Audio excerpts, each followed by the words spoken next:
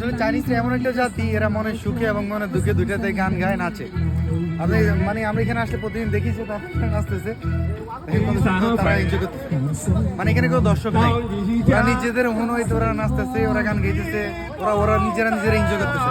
মানে রাস্তায় যেতে দেখতেছে। আর বাংলাদেশে হলে যায় যেটা হয়, একটা জায়গায় নাচ বা গান দেখলে অনেকগুলো মানুষ একসাথে এখানে জড়ো হয়, অনেক হিজিবিজি একটা পরিবেশ তৈরি হয়। কিন্তু এখানে এমন না, মানুষ আসতেছে, দেখতেছে, চলে যাচ্ছে, এনজয় করতেছে। এই যে আমি যে ভিডিও করতেছি, অনেক মানুষ আমাকে দেখে ভিডিও করতেছে, অনেক ভিডিও করে দেখেন। মানে বাংলাদেশে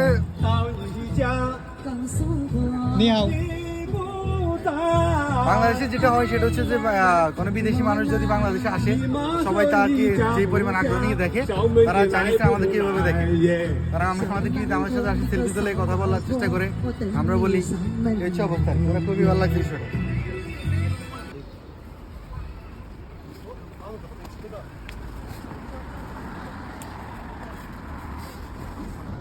এই যে দেখেন এখানে একটা রাস্তার পাশে একটা গাছ, কমলা গাছ। তারপরে আমরা ওদেরকে জিজ্ঞেস করছি আমরা পেরে খেতে পারবো কিনা, ওরা বলতেছে নো প্রবলেম, সবার জন্য এগুলো উন্মুক্ত, যে যার মধ্যে পেরে খেতে পারো।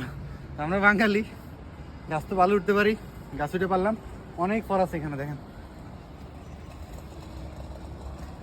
আর বাংলাদেশে হইলে যেটা কিন্তু কখনোই সম্ভব ছিল না এরকম আরেকজনের গাছে বা সরকারের ফলগুলো পেরে খাওয়া আর কি।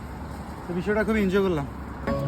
এই যে দেখতে পাচ্ছেন এখানে আরেকজন আছে, উনি রাস্তার পাশে মিউজিক টিউজিক লাগিয়ে ব্যান্ড সব কিছু নিয়ে ওরা গান গাইতেছে। কোনো দর্শক নেই দেখেন, মানুষ হাঁটতেছে, আসতে যাচ্ছে, ওদেরকে এনজয় করতেছে। ওরা খুবই আসলে সব জায়গায় এনজয় করার মতো আর কি। এখানেও গান গাইতেছে, যদিও গান কিছু বুঝতেছি না, বাট ভালো লাগতেছে বিষয়টা, এসে বিষয় আর কি। তো এখানে আপনি হাঁটলে মন ভালো না হয়ে উপায় নাই। প্রত্যেকটা জায়গায় এত সুন্দর করে সাজানো গোছানো, মানুষগুলো অনেক বেশি ভালো, এই আর কি।